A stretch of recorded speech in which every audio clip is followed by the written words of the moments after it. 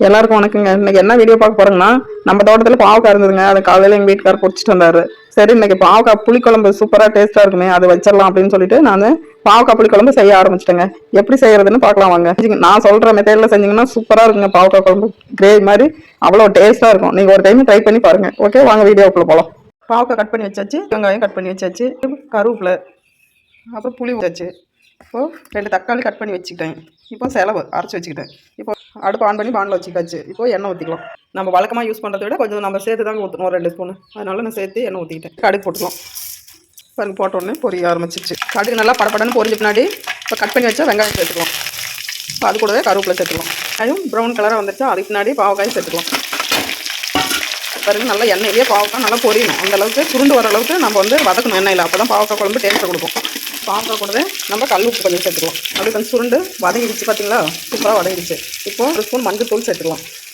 காரத்துக்கு ஏற்ற மாதிரி மிளகாத்தூள் சேர்த்துக்கலாம். அதுக்கு முன்னாடி நம்ம நறுக்கி வச்ச தக்காளி இது கூடவே சேர்த்துக்கணும். அப்போ தான் அந்த கசப்பு தன்மை அதிகமாக வராது, சாப்பிட்றதுக்கு ருசி கொடுக்கும். இப்போ இது சுருண்டு தக்காளி சுருண்டு வர அளவுக்கு பாருங்க, சூப்பராக பாவக்காயும் வதங்கிடுச்சு. அது கூட தக்காளி போட்டு சேர்த்து வதக்கணும் தான். தக்காளியும் சுருண்டு வதங்கிடுச்சு.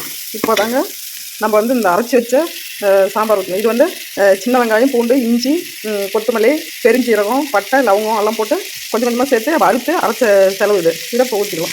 இந்த செலவு கூடவே 2 கீட்டு தேங்காயும் சேர்த்து வறுத்து அரைச்சா சூப்பராக இருக்குங்க. குழம்பு டேஸ்ட்டாக இருக்கும். அதனால தேங்காயும் சேர்த்து அரைச்ச செலவு இது. இப்போ நம்ம கரைச்சி வச்ச புளி தண்ணி இதை சேர்த்துக்கலாம்.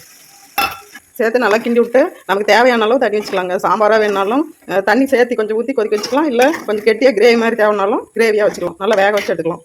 இப்போ கொஞ்சம் தண்ணி ஊற்றிக்கலாம். நமக்கு கொஞ்சம் தண்ணி ஆட்டினா தான் நல்லாயிருக்கும். ரொம்பவும் கெட்டியாக இல்லாமல் ரொம்பவும் தண்ணியாக இல்லாமல் மீடியமான பக்குவத்தில் இருக்குங்க. இப்போ நல்லா 10 நிமிஷம் கொதிக்கணுங்க. இந்த பாவக்காய் புளிக்குழம்புல நம்ம ஊற்றின எண்ணெய் அப்படி மேலே பிரிஞ்சு வரணுங்க. அப்போ தான் இந்த பாவக்காய் புளிக்குழம்பு சூப்பராக ரெடி ஆச்சுன்னு அர்த்தம்.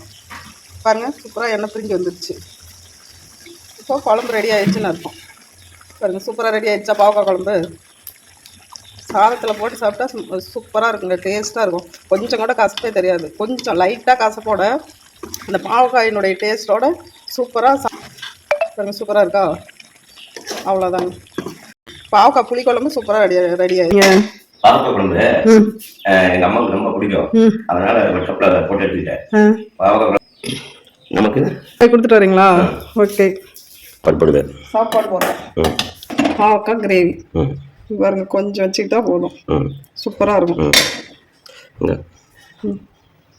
பாவக்காய் கிரேவி இது மாதிரி செஞ்சிங்கன்னா சும்மா லைட்டாக கொஞ்சமாக சாதத்தில் வச்சு பசங்க சாப்பிட்டா சூப்பராக இருக்குங்க. நீங்களும் ட்ரை பண்ணி பாருங்கள். எவ்வளோ சூப்பராக டேஸ்ட்டாக இருக்கும்.